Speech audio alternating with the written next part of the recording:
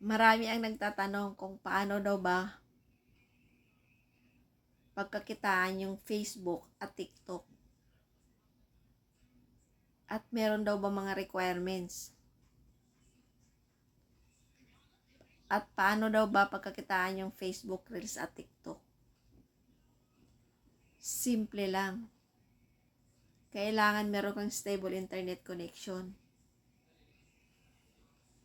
At syempre may maayos kang cellphone. At ang pinaka-importante, magkaroon ka ng user ID. Yes, tama.